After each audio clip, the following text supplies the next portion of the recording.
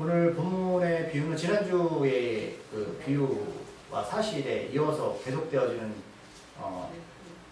비유인데, 저도 계속 비유를 듣다 보니까 굉장히 부담스럽고, 또 하나님께서 이 구원의 문제에 대해서 굉장히 심각하게 생각하시는 것 같다는 느낌을 갖게 됩니다. 그렇죠? 그렇지 않나요? 그 하나님의 나라, 우리가 추구하는 하나님의 나라가 우리의 삶의 이런 목적이 되었으면 좋겠습니다. 그토록 예수님이 추구하신 이 삶이 삶과 동떨어진 인생이 아니라 오늘 우리들에게 주시는 삶의 목적이 되기를 소망합니다. 그래서 지난주 말씀은 두 가지 사실이 이어졌잖아요. 갈릴리 사람들이 총독 빌라도한테 죽임을 당했고, 또 실로암 망대를 공수하다가 인부들 18명이 죽임을 당합니다. 그럴 때 유대인들은 이 이유를 죄라고 생각했습니다. 그래서 죄가 많아서 그래 라는 거죠. 근데 그것을 다르게 말하면 나는 저 사람보다 죄가 적기 때문에 이 불행을 겪지 않아 라고 생각하는 거죠. 하지만 예수님의 답은 죄가 크고 작음의 문제가 아니라 너희들 회개하지 않으면 이렇게 다 망한다고 말씀했는데, 이 망한다는 표현은 단순하게 육적인 죽음만을 말씀하는 게 아니에요. 왜냐하면 우리 주변에도 신앙과 믿음이 좋은데도 불구하고 오히려 더 일찍 세상을 떠나시는 분들이 있고, 또 오히려 신앙과 믿음이 좋아도 가난하게 사는 분들이 있습니다. 그럼 그들이 우리가 볼 때는 예수를 잘 못 믿어서 그런가? 그렇지가 않습니다. 그렇지가 않다는 거예요. 그래서 예수님의 이 회개와 망함은 육적인 망함보다 영원한 영적인 망함이라는 거죠. 그래서 결코 너희들이 회개하지 않으면, 화해하지 않으면 감옥에 갇힐 텐데 나오지 못할 거라고, 결코 나오지 못한다고 말씀하셨어요. 그래서 우리가 그 감옥에 가기 전에 뭘 해야 된다? 예수님과 화해해라. 우리 죄가 해결되지 않으면 단순하게 육적인 죽음에서 끝나지 않는다라는 겁니다. 그래서 우리가 인생을 살아가면서 여러분, 죄가 이 문제를 해결하셔야 돼요. 제가 지난번에 7가지 말씀을 통해서 쭉 설명해 드렸지만, 회개는 우리의 생각과 마음을 변화시키십니다. 그리고 추구하는 것들을 바꾸시는데, 이 부분 우리가 성경의 근거를 통해서 삶의 방식이 바뀌지 않으면 우리도 이와 같이 100% 망합니다. 염려하십시오. 염려하셔야 되는 거예요. 자, 그리고 우리가 또 하나 더 살펴본 것은, 그렇다면 회개라는 부분은 단순하게 믿고 하나님 나라 가자 이 부분은 아니라, 세상에서 권위와 권력을 갖고 있는 사람들이 회개하면, 예수 믿게 되면 공의와 정의를 가지고 세상을 다스리게 된다는 거예요. 그럼 빌라도가 회개했다면 그 무고한 사람들을 죽이지 않았겠죠.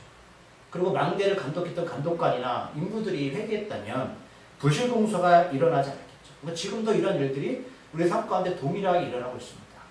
그러니까 믿는 자들이 각처에 많잖아요. 근데 그들이 진정한 회개의 그리스도인의 삶을 산다면 세상은 분명히 달라질 수 있습니다. 우리 주변에서 이런 많은 불합리한 일들이 일어나잖아요. 우리가 그걸 볼 때 아파할 게 아니라 내가 그 역할을 감당해야 된다는 거예요. 작게는 학교의 선생님들, 또 부모의 역할도 있잖아요. 부모가 진정 회개한 사람이라면 우리 아이들을 키우는 방식이 다르겠죠. 살아가는 방식이 다르고 아이들에게 가르치는 방식이 다를 거예요. 그 작은 열매가 세상을 바꿀 수 있습니다. 근데 수많은 사람들이 교회 다닌다고 하는데, 여러분, 세상은 더 힘들게 살아가고 있잖아요. 돈이 없어서 그런 게 아니에요, 여러분. 보세요. 국회의원의 몇 명의 3분의 2 이상이 교회 다닌다며. 근데 그들이 정말로 예수를 믿는 사람들일까요? 저는 그렇게 보지 않아요. 왜? 그들은 빌라도나 망대를 감독했던 감독관처럼 세상의 욕구와 욕망을 가지고 살아가는 사람들이에요. 그냥 그거는 종교생활이라고 저는 생각해요. 빌라도가 인간적인 마음을 이해할 수 있잖아요. 그 자리를 차지하고 권력을 유지하기 위해서. 여러분 보시겠지만 빌라도는 주류의 사람이 아니었습니다. 그때 빌라도는 아주 바닥에 시작해서 총독까지 간 사람이에요. 세력적으로 보면 성공한 사람이었거든요. 그래서 그것을 유지하기 위해서 많은 사람을 희생시킨 거예요. 우리 주변에도 아파했던 사람이 성공했는데 도리어 더 많은 핍박을 가는 사람이 있어요. 우리가 정말로 회개한 사람들인가? 그 사람들의 사회 곳곳에 있다면 세상은 분명하게 달라질 수 있습니다. 그럼 우리에게 말씀하시는 거예요. 그래서 우리 사람과의 공동체가 우리가 큰 것을 바라는 게 아니라 남의 생명을 못 살려도 내 생명은 지키고 살아야 되잖아요. 그리고 내 주위에 있는 사람들의 생명은 여러분 지켜야 되잖아요. 내 가족이 죽어가는데 염려하지 않는다면, 우리가 기도하지 않는다면 그 영혼의 문제에 심각하게 고민하지 않는 사람이에요. 저는 끊임없이 질문을 던지는데 나는 정말 영혼을 사랑하는가 그래요. 왜? 저도 그렇지 못할 때가 많거든요. 아이들 금요 올 때마다 매일 오면 어쨌든 귀찮아 죽겠어요 맨날. 그게 아이들 상대하는데 저는 죄송하지만 아이 셋을 키워서요. 제가 에너지가 다 빠져가지고 아이들을 막 지금도 막 사랑하고 좋아를 하는데 애들이 막 그러면 막 힘들어요. 그런데 그 한 명의 영혼을 바라보면 얼마나 귀한 존재입니까? 여러분들 만나는 그 영혼들을 살펴보세요. 하나님은 천하보다 귀하다고 생각하는데 제 마음에 그런 마음입니까? 그 아이들을 염려하는 마음입니까? 하나님은 이유가 있어서 그 아이를 붙이신 거죠. 여러분들 내 아들, 자녀를 붙이시고 또 주변의 사람들 붙이신 거예요. 근데 내가 한마디도 그 친구들한테 예수 믿으라는 소리를 못한다면 하나님의 계획을 우리한테 보여주신 분이 그거를 어떻게 무시하는 되는 거예요. 내가 단순하게 먹고 살기를 한다면 그거는 하나님의 사람이 저는 아니라고 생각합니다. 그래서 그런 염려를 가지고 살아가셔야 돼요. 저는 6절 말씀을 다 같이 한번 더 읽어볼까요? 이에 비유로 말씀하실 때 한 사람이 포도원에 무화과 나무를 심은 것이 있더니 와서 그 열매를 구하였으니 얻지 못하는지라. 아멘. 당연히 말씀 앞에 회개하지 않으면 만일 조건이죠. 회개하면 살 것이 회개하지 않으면 죽을 것이다. 회개하지 아니하면 다 이와 같이 망하리라. 그 비유 사실을 또 한 번 비유로 보충 설명하시는 장면이 되는 거죠. 그러면 우리가 여기서 볼 것은 그 무슨 말씀을 하고 싶은가라는 거예요. 이 비유를 통해서 뭘 우리에게 지금 전달하고 싶은가라는 걸 찾아내야 되죠. 자, 비유는 뭐죠? 비슷한 것을 말씀하시는 거죠. 자, 말씀하십니다. 한 사람이 있는데 이 사람이 포도원에 무화과 나무를 심어요. 그리고 우리가 보면서 목사님 왜 포도원에 무화과 나무를 심습니까? 그런데 이거는 2000년 전에 당연하게 이렇게 농사를 졌습니다. 포도원이 있는데 포도원에 무화과 나무를 심었어요. 우리가 나중에 보면 알 수 있겠지만 이렇게 하는 이유는 땅이 아까워서 그런 거예요. 우리가 콩을 심을 때 콩밭만 만들지 않죠. 이렇게 보면 논 주변에 논두렁에도 콩을 심죠. 이유는 땅이 아까워서 그런 거예요. 그러니까 이거는 당연한 거예요. 포도원을 주인이 이 땅이 아까워서 포도를 심어놨는데 이게 짜투리 땅이 있었던 것 같아요. 거기다가 무화과 나무를 심었어요. 이건 특별하지 않습니다. 당연한 거예요. 자, 우리가 하나님께서 우리를 하나님의 나라의 각기 모양으로 쓰실 텐데 하나님이 이 사람은 포도나무처럼 이 사람은 무화과나무처럼 키우신다는 거예요. 근데 왜 무화과나무냐면 무화과나무는 이스라엘을 상징합니다. 그래서 포도나무 대신에 무화과나무를 이렇게 특별하게 말씀하시는 거예요. 그러면 무화과나무는 전체 이스라엘 백성을 말씀하시는 거죠. 회개와 관련이 있다라는 거예요. 그걸 염두에 두시고 왜 무화과나무일까? 이제 답이 나오는 거예요. 근데 이 분이 포도원 주인이 그 무화과 나무, 포도원에 심겨진 무화과 나무한테 열매를 구하러 가요. 갔는데 안타깝지만 열매를 얻지 못해요. 그러면 여러분 이 주인은 이 나름대로 열매를 맺기 위해서 애를 썼을까요? 안 썼을까요? 썼겠죠. 그럼 당연한 겁니다. 이건 뭐 거름도 주고 여러 가지를 했을 거예요. 왜? 또 좋은 열매를 맺어야 되기 위해서 또 얻기 위해서 이걸 심은 거예요. 하나님께서 우리들한테 여러분 여러 가지로 부르셨습니다. 여러분들 저를 비롯해서 하나님이 우리가 하나님 나라 갔을 때 변명 못하게 만드실 거예요. 왜냐하면 저는 복음을 들은 적이 없어서 하나님을 본 적이 없어서 살 수 있겠지만 하나님 이렇게 애를 쓰신다고. 하나님께서 각자한테 예수를 믿을 만한 것들을 작업들을 하셨어요. 근데 우리가 그것을 어떤 분들은 알면서 모른 체 하거나 또는 영적 둔감해서 멀리하거나 또는 자기 삶이 더 바빠서 그냥 그걸 무시한 거예요. 어쨌든 주인은 이 열매를 거두기 위해서 많은 애를 썼고 당연한 애씀이었는데 그 열매를 구하지 못했어요. 우리가 또 살펴볼 건 뭐냐면 그 무화과 열매를 거두는 시기가 있어요. 제가 한번 설교한 적이 있는데 보통 이 무화과 열매는 6월절에 4월달에 시작되는데 그래서 원래 이게 맥주 감자주를 같이 가는 거예요. 4월달 좀 시작되는데 10월까지 걷는데 이 여름 기간이에요. 팔레스타인 지역에 지금 가시면 굉장히 여름이 길죠. 근데 보통의 그 열매들은 거의 한 번 정도 걷는데 한두 번 걷는데 이 무화과 열매는 한 번만 열매 맺지 않아요. 많으면 5번까지 열매를 맺어요. 4월부터 10개월 동안 6개월 동안 열매를 맺으니까 괜찮죠. 근데 이 5번 동안 열매를 맺을 때 중요한 게 뭐냐면 무화과 나무는 첫 열매가 중요합니다. 그러니까 그 전에는 겨울 기간이에요. 그래서 여러분 나무는 겨울 동안에 뭐하죠? 양분을 흡수하고 기다리잖아요. 가지를 뽑고 잎을 내죠. 그런데 이 주인은 보통의 첫 열매는 팔지를 않아요. 무화과 열매는. 유독 상품성이 떨어지기 때문에 그래요. 좋지가 않아요. 근데 무화과 나무 특성이 뭐냐면 이 첫 열매를 팔지 않지만 이 첫 열매가 잘 되어지면 두 번째, 세 번째, 네 번째, 다섯 번째, 여섯 번째 열매는 좋아요. 근데 첫 열매가 안 좋으면 다음의 열매를 여러분 기대할 수가 없어요. 무화과 나무 열매의 특성이에요, 이게. 그래서 첫 번째 열매가 맺을 때는 그거는 상품도 없어서 버리는데 노동력도 들어가고 임금도 들어가니까 뭘 하냐면 그냥 냅둬요. 냅두면 이제 주변에 길거리에 무화과 나무가 쭉 있거든요. 그러면 가난하고 배고픈 사람들이 공짜로 먹을 수 있어요. 그럼 주인 입장에는 뭐 어차피 버릴 거니까 미리 딸 필요도 없고 또 좋은 일 하죠. 그래서 예수님이 그 무화과 나무 비유를 하시는 거예요. 배고픈 자들이 먹을 수 있게끔. 첫 열매는 그렇게 하는 거예요. 근데 10월달쯤에 이렇게 무화과 나무 열매가 끝나고 나서 11월부터는 어떤 열매가 맺히냐면 뭐 포도, 석류, 올리브, 대추 이렇게 순서대로 맺어요. 근데 여기까지는 맺다가 12월부터 4월 정도까지는 수확한 열매가 없단 말이에요. 그래서 가난한 사람들이 생겨요. 그래서 보릿고개죠. 그래서 그 4월 전에 첫 열매가 열리는 그 무화과 열매는 가난한 사람들이 와서 먹을 수 있게끔 하나님 만든 거예요. 그래서 주인들이 내버려 두는 거예요. 먹어라. 그 키웠다 뭐 먹고 살 거예요. 그럼 뭐가 중요하다? 첫 열매가 중요하죠. 근데 배고픈 사람들은 첫 열매가 상품성이 없어도 배고픈데 뭘 따지겠어요. 그래서 마음대로 먹는 거예요. 그러니까 이런 스토리가 있는 거예요. 아, 이 무화과 열매는 첫 열매가 중요하구나. 그 다음에 4월부터 10월까지는 한 5번까지 수확이 가능하고, 그 다음에 11월 달부터는 그 다른 열매들이 맺는데 그것도 한 달 동안 열리는 거고, 나머지는 동절기구나. 먹을 게 없구나. 이런 시스템으로 이제 유대 땅이 흘러가는 거죠. 오늘 그러면 본문에서 주인이 찾는 열매는 어떤 열매일까요? 좋은 열매죠. 그러나 좋은 열매는 첫 열매를 보면 알 수가 있는 거예요. 우리들은 이 열매가 누군지 알 수 있어요. 누굴까요? 회개한 사람이죠. 회개한 사람들이에요. 좋은 열매는 회개한 사람들이에요. 이거 말씀하는 거예요. 그러면 왜 주님은 말씀드렸지만 포도가 아니라 무화과나무를 비유로 드실까요? 아시겠지만 무화과나무는 이스라엘을 비유하는 거예요. 그럼 지금 이 포도나무는 누구일까요?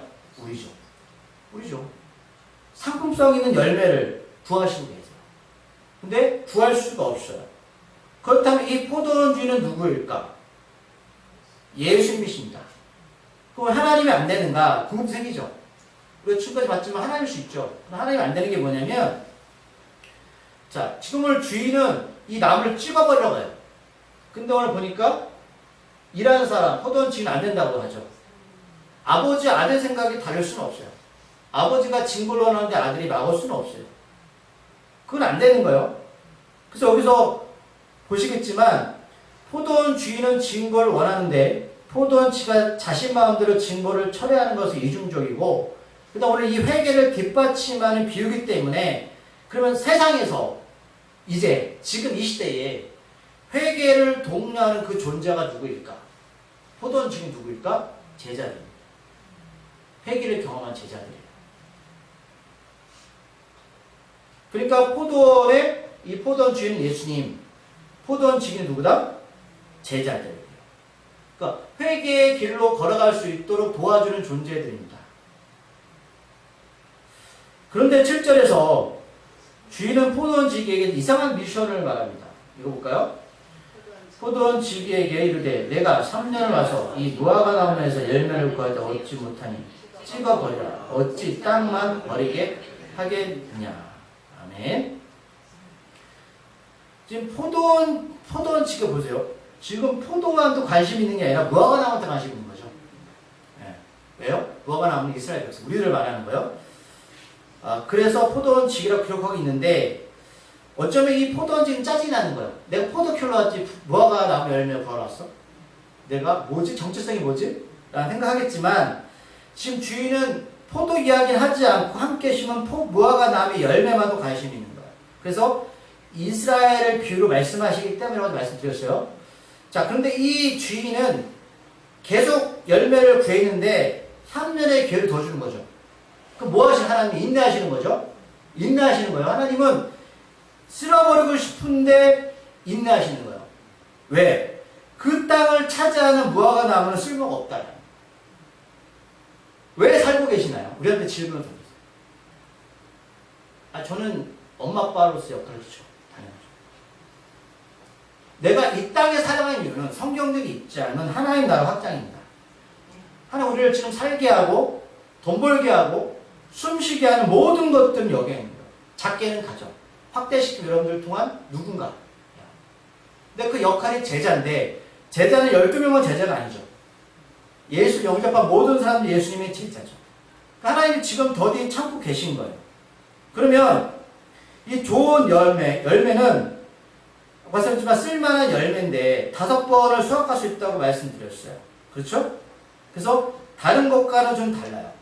그래서 그러면 5번이나 주인은 기다린다면 그럼 열매 특권은 더 큰 거잖아요. 다른 열매보다. 5배 수확할 수 있잖아요. 우리를 통해서. 하나님은. 그게 우리 특권이라고. 한 번만 원하시는 게 아니라. 하지만 첫 열매가 잘못되면 나머지 열매도 계속 잘못됩니다. 우리 가정이나 교회나 첫 열매가 있어요. 그 열매가 무너지면 다음 열매 여러분 기대하지 마세요. 왜요? 당연하죠. 내가 어떤 역할을 하는 게 중요한 건데 그 역할을 감당하지 못하면 그럼 다음 열매는 크지 못해요. 우리 아까 남성계에 성경 공부했거든요. 디모데에 대해서. 우리 누구일까? 바울일까? 디모데일까? 디모데는 어릴 때부터 성경 공부하잖아요. 디모데 역할은 교회를 세워가는 거였거든요. 바울은 굉장히 여러분 역경이 많았잖아요. 그러니까 우리가 그 첫 열매에 주목하셔야 되고 그렇게 포도원지기와 무화과 나무를 관리할 때는 뭘 살폈을까요? 첫 열매를 살폈겠죠.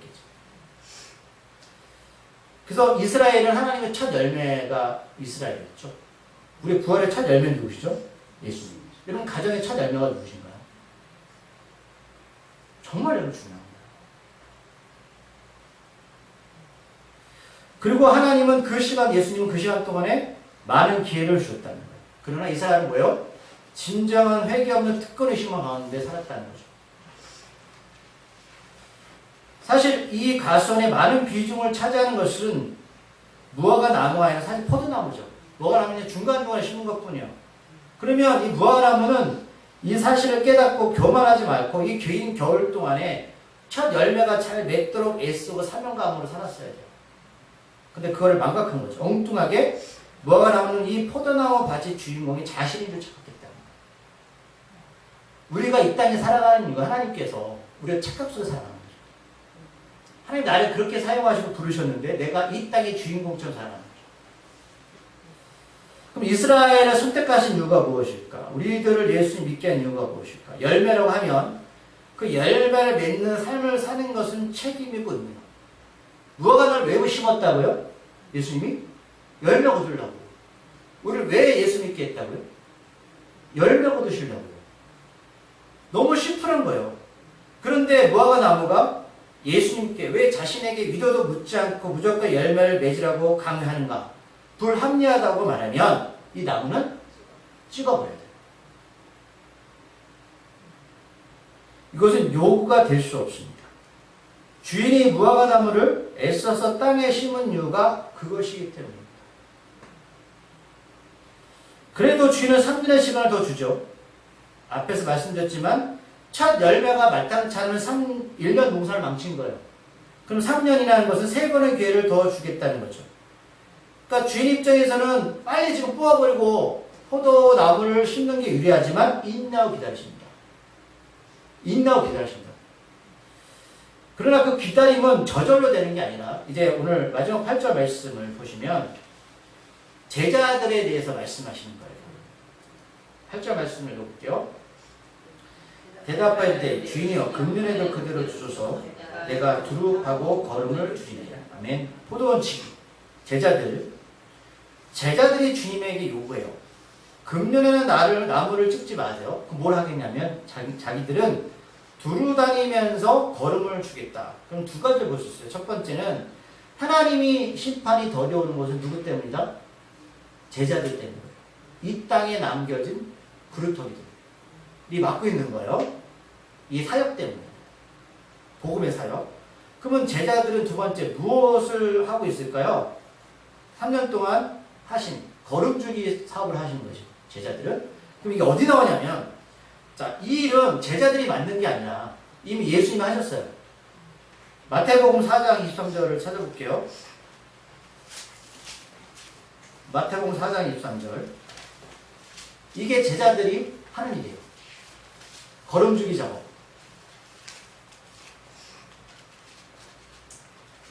자, 마태복음 4장 23절 5절입니다. 찾으셨나요? 읽어볼게요. 시작. 예수께서 온 갈릴리에 도로 다니사 그들의 회당에서 가르치시며 천국 복음을 전파하시며 백성 중의 모든 병과 모든 약한 것을 고치셨다. 아멘. 이게 거름주기입니다. 세 가지 사역인데 첫 번째 가르치셨죠. 전파하셨죠. 고치셨어요. 그럼 무엇을 가르치셨을까요? 당연히 하나님 말씀이죠. 이때 신약이 없어요. 구약의 말씀을 회당에서 가르쳤어요. 그럼 무엇을 전파하셨을까요? 하나님의 나라. 하나님 나라죠. 복음 아니겠습니까? 전파는 퍼져나가는 거잖아요. 그 다음에 마지막 고치셨죠. 그럼 사람은 세 가지 때문에 병 걸려요. 뭐냐면 첫 번째 죄, 두 번째 사단, 귀신, 세 번째는 여러분 바이러스 세균입니다. 자, 구분하기 힘들어요. 하지만 바이러스 세균은 여러분 약물 치료를 가능해요. 그럼 죄로 인한 것들, 사단이 주는 질병들은 여러분 약물 치료를 안 돼요. 성령의 역사만이 가능합니다. 그러니까 이 세 가지를 제자들도 예수님처럼 두루 다니면서 하겠다는 거예요. 그럼 제자가 목사면 제자입니까? 여러분 제자시잖아요. 가르치고 전파하고 고치라는 거예요. 역할을. 근데 어려움은 내가 하나님의 말씀을 모르잖아요. 복음이 뭔지 모르잖아요. 영적으로 민감하지 못하잖아요. 벌을 못 주는 거예요, 주변에. 그럼 어떻게 돼요? 뭐가 나오면? 찍힘 당하는 거죠. 내가 차 열면 돼요. 그래서 이 세 가지를 통해서 제자들은 뭐가 나와요? 걸음을 주겠다는 거예요. 성령의 열매는 저절로 열리는 게 아니에요. 걸음을 줘야 돼요. 그럼 걸음은 누가 준 자? 제자들의 사역들을 통해서 맺어지게 되는 거예요. 저절로 맺어질 수가 없어요. 그래서 하나님의 심판이 더디 오는 거죠. 그래서 이스라엘이 원래 이 역할을 감당했지만 이 일을 포기했잖아요. 포기했죠. 2000년에 포기했어요. 그래서 사도 바울이 이방인한테 복음을 전했고 주님의 제자된 우리들이 두루 다니면서 무화과 나무에 걸음을 주는 사명을 감당하셔야 된다. 이 두 가지가 하나님이 이 땅에 허락한 은혜고 기회입니다. 인내하시는 거예요. 자, 이렇게까지 기회를 주셨는데 우리가 어떤 변명을 할 수 있을까? 할 수 없습니다. 제 말씀 제가 정리할게요. 자, 우리들이 아직 살아있는 이유는 저는 이것 때문에 생각을 해요. 아직도 회개할 기회를 우리가 허락하셨습니다. 이 기회는 우리가 잘나서 그런 게 아니라 주님의 제자들이 열심히 지금도 그 사역을 하고 있기 때문에 하나님의 심판의 시간을 지금 보고 계신 거예요. 우리는 모르지만 지금 두루 다니면서 사람들이 이 일을 작업을 하고 있어요. 가르치고 전파하고 고치고 있습니다. 교회 역사가 그것을 증명하죠. 네. 그 사도행전 1장 8절에 예수님이 우리에게 성령 주신 이유 잘 아시잖아요. 그렇죠? 기억나시나요? 찾아볼까요? 사도행전 1장 8절 말씀. 사도행전 1장 8절. 오직 성령이 너희에게 임하시면 너희가 권능을 받고 예루살렘 모든 유대와 사마리아 땅까지로 내 증인이 되리라 하시니라. 아멘. 확대되는 복음의 역사, 증인의 삶이에요. 늘 원하시는 거가. 그럼 걸음주기 작업하셔야 돼요. 제가 말씀을 마무리하면서 뉴스 하나가 떴는데 그걸 설명해 드리고 좀 마치려고 합니다. 콜롬비아에 있잖아요. 비행기가 추락했거든요. 엄마하고 비행사가 다 죽었어요. 근데 40일 동안 아이들 4명인데 4명이 소재가 파악이 안 된 거예요. 근데 4명이 한 형제인데 큰애가 13살, 그 다음에 9살, 4살, 1살. 그럼 40일 정도를 못 찾았으면 죽어야 되잖아요. 1살 되는 어떻게 키워요? 놀랍게도 40일 만에 아이를 찾았는데 무사히 발견했어요. 이번 주 들으셨나요? 그래서 궁금하잖아요. 어떻게 살았지? 그랬더니 추측하는 건 이 13살 아이, 맏딸인데 딸이 좋아요. 딸이 살렸다는 거죠. 이 동생 생명을. 첫 열매가 이렇게 중요한 거예요. 저 그걸 봤어요. 한 살짜리 어떻게 살려요? 40부터 뭘 또 독사와 이런 것들이 정글 아마존 정글에서 저 놀라웠어요. 야, 이 한 사람의 힘이 이렇게 크구나. 기적의 아이들. 그럼 기적의 주인공이 되세요.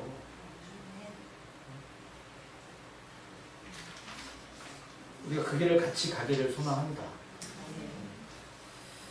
기도하시겠습니다. 하나님, 우리의 삶은 늘 어렵고 힘들고 때로는 방향을 잃어갈 때가 너무나 많습니다. 그러나 우리가 살아가는 이유, 하나님께서 우리에게 열매를 요구하시고 그 열매의 기준은 첫 열매입니다.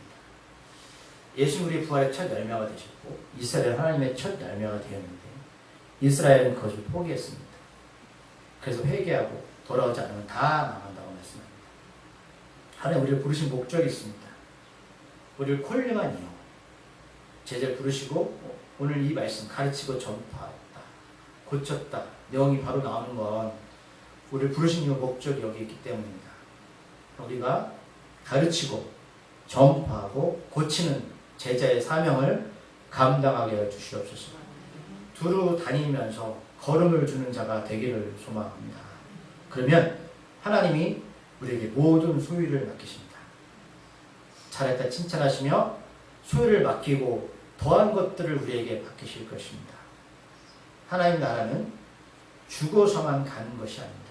이 땅에 회개한 자들, 첫 열매 자들이 그 자리에서 진정한 그리스도인의 삶을 살아간다면 사람을 살립니다.